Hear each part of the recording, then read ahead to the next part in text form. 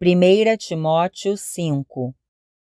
Não repreenda asperamente o homem idoso, mas exorte-o como se ele fosse seu pai. Trate os jovens como a irmãos, as mulheres idosas como a mães, e as moças como a irmãs, com toda a pureza. Trate adequadamente as viúvas que são realmente necessitadas. Mas se uma viúva tem filhos ou netos, que estes aprendam primeiramente a colocar a sua religião em prática, cuidando de sua própria família e retribuindo o bem recebido de seus pais e avós, pois isso agrada a Deus. A viúva realmente necessitada e desamparada põe sua esperança em Deus e persiste dia e noite em oração e em súplica. Mas a que vive para os prazeres, ainda que esteja viva, está morta. Deles estas ordens, para que sejam irrepreensíveis. Se alguém não cuida de seus parentes, e especialmente dos de sua própria família, negou a fé e é pior que um descrente.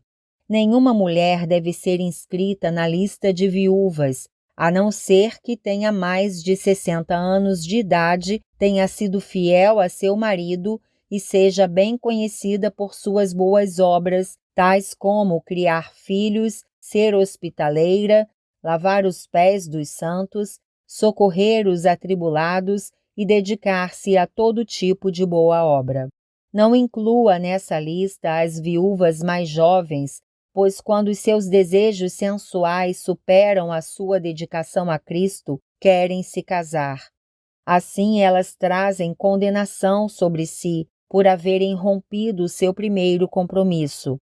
Além disso, aprendem a ficar ociosas, andando de casa em casa, e não se tornam apenas ociosas, mas também fofoqueiras, indiscretas, falando coisas que não devem. Portanto, aconselho que as viúvas mais jovens se casem, tenham filhos, administrem suas casas e não deem ao inimigo nenhum motivo para maledicência. Algumas, na verdade, já se desviaram para seguir a Satanás. Se alguma mulher crente tem viúvas em sua família, deve ajudá-las. Não seja a igreja sobrecarregada com elas, a fim de que as viúvas realmente necessitadas sejam auxiliadas.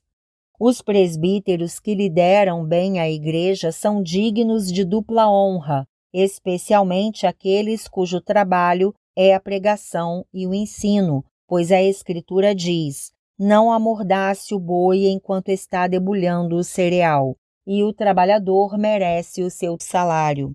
Não aceite acusação contra um presbítero, se não for apoiada por 2 ou 3 testemunhas.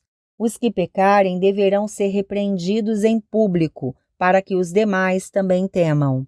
Eu exorto solenemente diante de Deus, de Cristo Jesus e dos anjos eleitos, a que procure observar essas instruções sem parcialidade, e não faça nada por favoritismo, não se precipite em pôr as mãos sobre ninguém e não participe dos pecados dos outros. Conserve-se puro.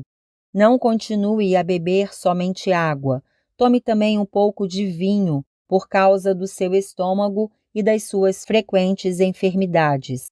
Os pecados de alguns são evidentes, mesmo antes de serem submetidos a julgamento, ao passo que os pecados de outros se manifestam posteriormente.